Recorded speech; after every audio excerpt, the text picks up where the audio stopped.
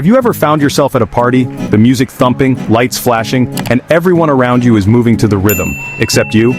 Maybe you're standing awkwardly by the snack table watching as your friends lose themselves in the beat, but for some reason you just can't relate.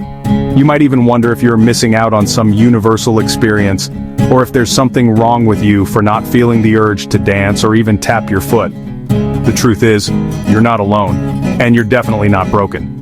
There's actually a scientific explanation for why some people just don't get that rush from music. It's called musical anhedonia, and it's a real phenomenon that affects more people than you might expect. In fact, studies suggest that up to 5% of the population may experience this unique disconnect from music's emotional pull. So what exactly is musical anhedonia? It's a condition where music simply doesn't trigger pleasure in the brain. For most people, music is a powerful emotional experience. It can make us cry, laugh, reminisce, or even give us goosebumps. But for those with musical anhedonia, music is just sound. It's like listening to a foreign language you don't understand or watching a movie with the sound off. The emotional connection just isn't there.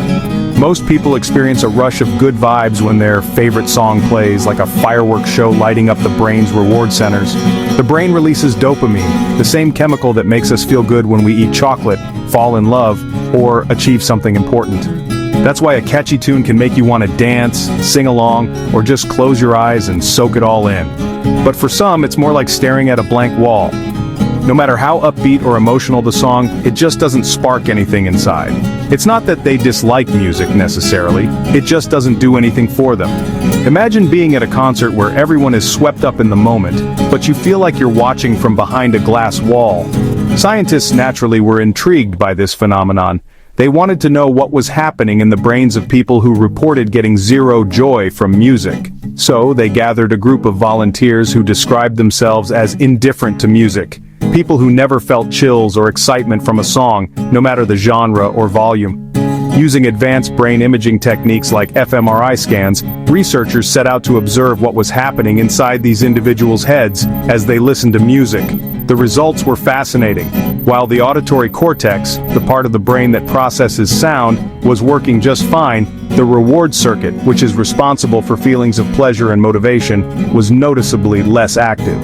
In other words, the music was being heard, but the happiness? It was missing in action. The brain registered the notes, the rhythm, the melody, but the emotional fireworks just didn't go off. It's as if the wiring between the sound processing center and the pleasure center was disconnected. So, why does this happen? It all comes down to dopamine, the brain's feel-good chemical. Dopamine is released in response to things we find rewarding, like delicious food, social connection, or for most people, music. But in people with musical anhedonia, the dopamine system doesn't respond to music the way it does for others. If your dopamine system isn't grooving along with the music, you won't get that happy rush. Genetics play a significant role here. Some people are simply born with brains that are less sensitive to music's rewards, but life experiences matter too. Maybe you grew up in a household where music wasn't a big deal, or perhaps you associate certain songs with negative memories. All of these factors can tweak how your brain perceives and processes music. And hey, if you can't groove to a catchy tune, it doesn't mean you're broken. It just means your brain is wired a little differently. In fact, musical anhedonia is just one example of how diverse human brains can be. Some people love spicy food, others can't stand it. Some people crave adventure, others prefer quiet nights at home. Our brains are as unique as our fingerprints. Maybe you're wired to enjoy podcasts, comedy, or ASMR instead. There are countless ways to experience pleasure and relaxation, and music is just one of them. For some, the sound of a favorite comedian's voice or the gentle tapping in an ASMR video can be just as rewarding as a chart-topping hit is for others. We all find joy in our own quirky ways. Some people get chills from a powerful movie scene, others from a beautiful sunset, or even from solving a tricky puzzle. The important thing is that you find what lights up your own reward system, whatever that may be. So, the next time someone insists you just feel the music, remember, some brains just don't dance to that beat. And that's perfectly okay. You don't have to force yourself to enjoy something just because everyone else does.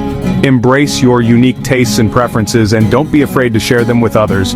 You might even help someone else feel less alone in their own quirks.